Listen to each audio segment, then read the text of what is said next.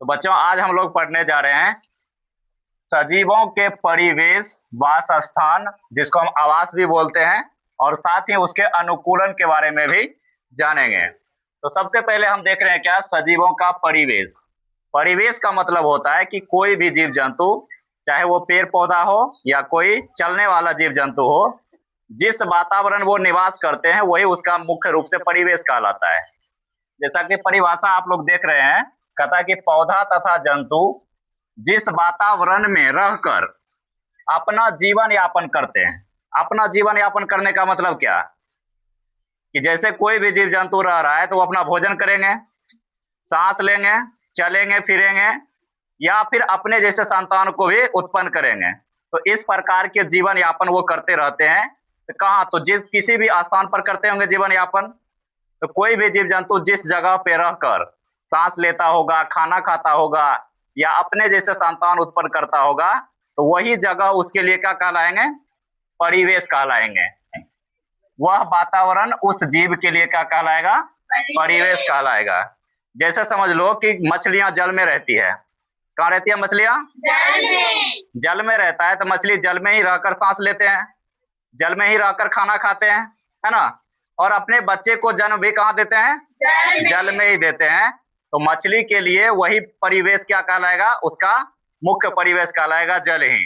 उसी प्रकार से कुछ जीव जंतु ऐसे भी होते हैं जो मरुस्थल में रहते हैं, है ना। तो मरुस्थल में रहकर ही वो अपना जीवन यापन करते हैं।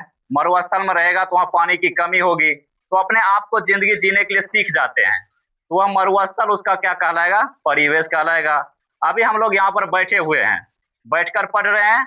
अपने आसपास का जो वातावरण है ये हमारा क्या है, परिवेश है। तो अलग अलग जीव जंतु के लिए क्या हो सकते हैं, परिवेश अलग अलग हो सकते हैं।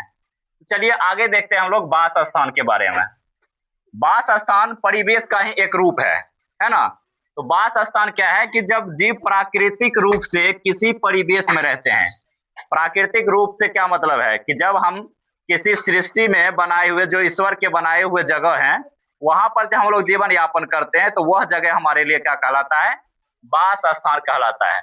देखो परिवेश का निर्माण हम लोग अपने अनुसार कर सकते हैं, लेकिन वास स्थान हम अपने अनुसार नहीं कर सकते हैं, क्योंकि वास स्थान का चयन ईश्वरीय शक्ति के द्वारा होता है। अब ऐसा क्यों, तो सजीव के अंदर कुछ ना कुछ गुण पाए जाते हैं, उस गुण के आधार पर ही वह व्यक्ति किसी जगह पे जाकर जीवित रह पाएंगे। यदि मान के चलो कोई मरुस्थलीय जीव जंतु है, तो उसके शरीर में भगवान ने ऐसा कुछ बना के दिया है, ऐसा कुछ बना के दिया है कि वो मरुस्थल में भी जीवित अच्छे से रह लेते हैं। यदि हम लोग को मरुस्थल भेज दिया जाए तो वहां अपना जीवन क्या हो जाएगा, कठिन हो जाएगा। यदि कोई जीव जंतु जल में रहना चाह रहे हैं तो जल में ही रहेंगे, वो जल से बाहर निकलेंगे तो उसकी जान जा सकती है ना। तो ईश्वर ने जिसको जहां बनाकर भेज दिया है कि आपको वहीं रहना है, तो उसी परिवेश में रहेंगे या उसी वास स्थान पर रहेंगे। तो कहा गया है कि जीव जब प्राकृतिक रूप से, मतलब ईश्वरीय रूप से किसी परिवेश में रहते हैं, तो वह उनका क्या कहलाता है, वास स्थान कहलाता है। तो जैसा कि हम लोग देख रहे हैं कि वास स्थान में ढेर सारी चीजें रहती है। तो वास स्थान में मुख्य रूप से दो चीजें पाई जाती है। किसी भी वास स्थान को पूरा करने के लिए दो घटक चाहिए, एक जैव घटक, दूसरा है अजैव घटक। तो जैव घटक का मतलब क्या हुआ, पेड़ पौधा, जंतु तथा सूक्ष्म जीव, ये सभी क्या है, जैव घटक हैं। जैव घटक इसको क्यों कहा जाता है, क्योंकि ये सभी क्या है, जीवित हैं, और जीवित हैं और क्या करते हैं, किसी भी वास स्थान को पूर्ण करते हैं। और ये वास स्थान में जब जैव घटक और अजैव घटक पाए जाते हैं, तो ये प्रत्यक्ष रूप से या परोक्ष रूप से, अर्थात कि सामने से दिखाई देकर भी, या कभी कभी दिखाई नहीं भी देता है तो कुछ लोग मदद करते हैं। तो ये जीव जंतु और ये जो अजैव घटक वाले हैं, ये दोनों एक दूसरे के लिए जरूरी है। अब मान के चलो किसी जगह पे हम लोग रह रहे हैं और वहां पर मिट्टी, जल, वायु, प्रकाश, तापक्रम इत्यादि न रहे, तो क्या संभव है कि हम लोग वहां पर जीवित रह पाएंगे? संभव नहीं है। तो किसी ना किसी रूप से ये मिट्टी, जल और वायु हमारे सहायता के लिए ही है। तो मान के चलो किसी जंगल की हम बात करें जहां पर शेर रहता हो, और शेर को खाने के लिए कुछ मिलवे ना करे, तो कैसा होगा, तो उसका जीवन क्या हो जाएगा, संकटमय हो जाएगा। तो प्रत्येक जीव जंतु के लिए, शेर है उसके अंदर तो उसमें कुछ छोटे छोटे जीव जंतु भी पाए जाएंगे, हिरण हो गया, भेड़ हो गया। फिर उस जीव जंतु को जीवित रहने के लिए घास भी चाहिए, तो घास भी होंगे, और उस घास को उगने के लिए मिट्टी, जल, वायु, प्रकाश इत्यादि भी चाहिए। अर्थात किसी भी वास स्थान को, किसी भी परिवेश को बनाने के लिए हमें दो घटक चाहिए। एक को हम बोलेंगे जैव घटक, जिसमें पेड़ पौधा, जीव जंतु तथा सूक्ष्म जीव आएंगे, छोटे छोटे माइक्रोबियल्स। दूसरा क्या होगा? अजैव घटक, जिसमें मिट्टी, जल, वायु तथा प्रकाश आएंगे। ठीक है, तो चलिए आगे देखते हैं कि अलग अलग जीवों के लिए हम लोग देख रहे हैं क्या, अलग अलग प्रकार के वास स्थान। वास स्थान हम लोग पढ़ रहे थे, और वास स्थान क्या है? अलग अलग जीवों के लिए अलग अलग प्रकार के हो सकते हैं। अलग अलग प्रकार का मतलब क्या? जैसे पहला दिया है स्थलीय वास स्थान। स्थलीय वास स्थान का मतलब होता है जमीन पर रहने वाले वास स्थान। जो चीजें जमीन पर घर बनाते हैं हम लोग, जंगल में जानवर रहते हैं वो भी जमीन पर ही है ना, पर्वत पहाड़ सब जमीन पर ही है ना। तो ये सारे जितने भी चीजें जमीन पर होंगे और अलग दिखेगा, रहने की जगह होनी चाहिए और वो अलग दिखेगा, तो उसको हम अलग कैटेगरी के वास स्थान में रखेंगे। जैसे दिया है पहला कि वन या वन्य क्षेत्र। वन या वन्य क्षेत्र जैसे हुआ कि इसमें बड़े बड़े वृक्ष होंगे, कटरीले भी हो सकते हैं, छोटे वृक्ष भी हो सकते हैं, मतलब घना जंगल होगा। तो उस घना जंगल में जो जीव जंतु पाए जाते होंगे वो वन्य जीव कहलाएंगे, और उनका वास स्थान क्या कहलाएगा? वन या वन्य क्षेत्र कहलाएंगे। जैसे शेर रहते हैं, तो शेर कहाँ रहेंगे? वन या वन क्षेत्र में रहेंगे। उसी प्रकार से दूसरा है तृणभूमि। तृणभूमि का मतलब है छोटी छोटी घास वहां पर उगेंगे, वहां पर झाड़ी टाइप का पेड़ पौधा पाए जाएंगे, और वहां पर बड़ा वृक्ष जैसे वन क्षेत्र में पाए जाते थे, वहां पर बड़े वृक्ष नहीं मिलेंगे देखने को। तो जहां बड़े वृक्ष नहीं मिलेंगे तो वहां पर जीव जंतु भी कम ही मात्रा में होंगे। तो तृणभूमि में छोटे छोटे जीव जंतु पाए जाएंगे, जैसे सर्प हो गया, खरगोश हो गया, हिरन हो गई, ये सभी। और दूसरा बात क्या है कि तृणभूमि ज्यादातर जलाशय के नजदीक में उगते हैं। हो सकता है कि यह तृणभूमि किसी वन या वन क्षेत्र का हिस्सा भी हो। देखते हैं कि बहुत बृहद सा वन क्षेत्र है और बहुत दूर तक पेड़ पौधा उतना बड़ा बड़ा नहीं रहता, छोटे छोटे पेड़ पौधे रहते हैं, मैदानी टाइप का। दूसरा है घास स्थल। घास स्थल का मतलब है कि यहाँ पर झाड़ियां भी नहीं मिलेंगे, यहाँ पर सिर्फ क्या मिलेगा? घास मिलेगा। कहीं देखती होगी, जाती होगी तो भर ठोंगना भर का रहता है, एकदम से पूरे घास से घास खाली, उसमें बड़ा वाला वृक्ष एक भी नजर नहीं आएगा, सब एक जैसा समतल एकरंग नजर आएगा, तो उसको क्या बोलते हैं? घास स्थल।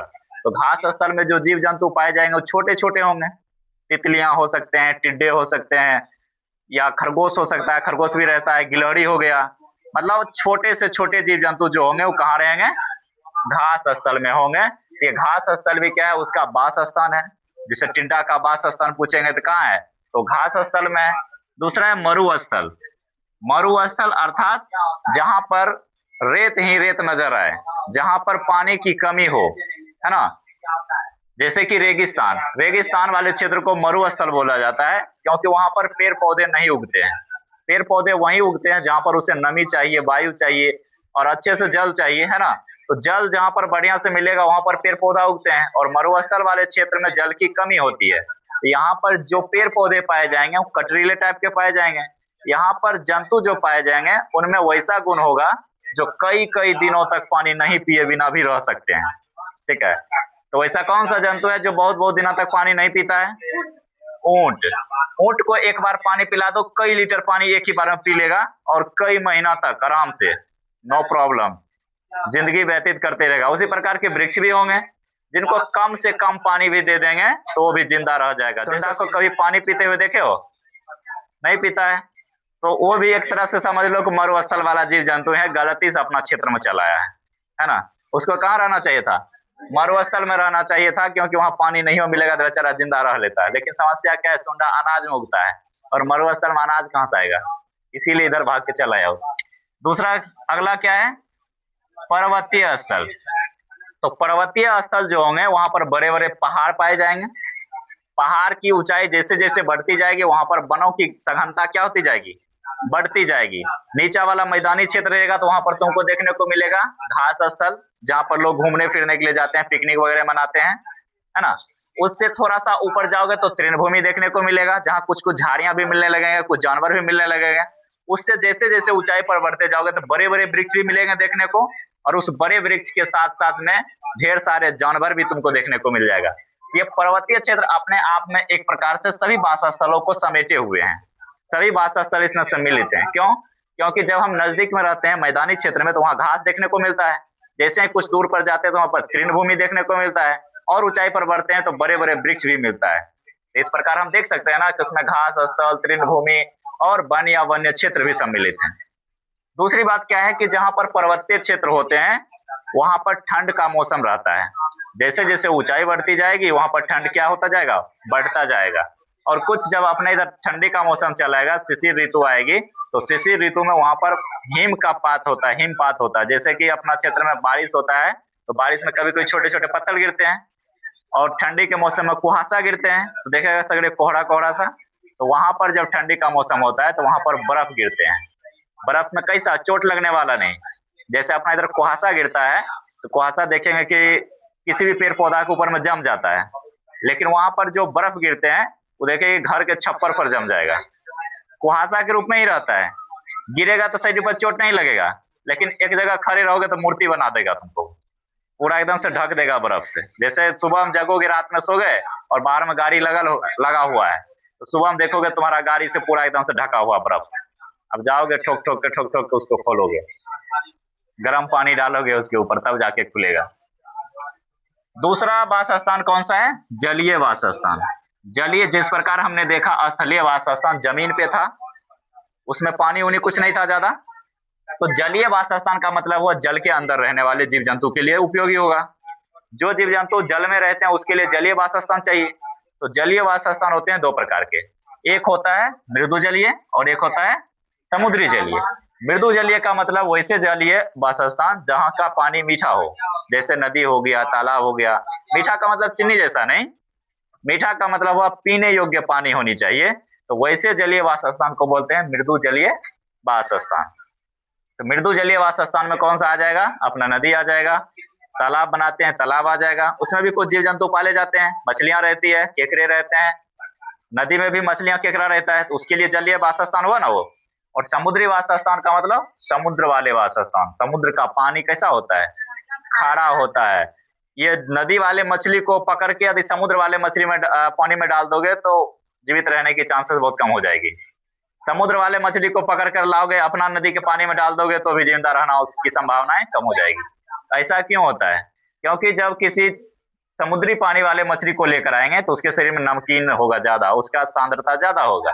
और जैसे हम उसको खारा पानी में लेकर आएंगे तो उसकी सांद्रता कम होती है, तो सीधा क्या हो जाएगा, उसका शरीर डेवलप नहीं कर पाएगा। जैसे ही वातावरण चेंज होगा, अपना यहाँ से लेकर खगड़िया 4 दिन जाना आन करते हैं, तो इतने दूर का जलवायु चेंज होने की वजह से सर्दी खांसी होने लगता है, होता है ना।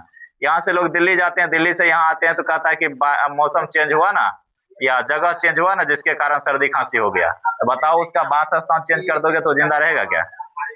अब किसी मरुस्थलीय वाले को लेकर जाओगे कहाँ, तृणभूमि में, प्रॉब्लम करेगा। वन्य क्षेत्र वाले को लेकर चलाओगे मरुस्थल में। पर्वतीय क्षेत्र में रहने वाले जीव जंतु जो ठंड प्रदेश में रहते हैं उसको ले आओ मरुस्थल में, क्या सरवाइव कर पाएगा वो। आखिर ऐसा क्यों, क्यों सरवाइव नहीं कर पाता वो जीव। चलो देखते हैं क्यों सरवाइव नहीं कर पाता है।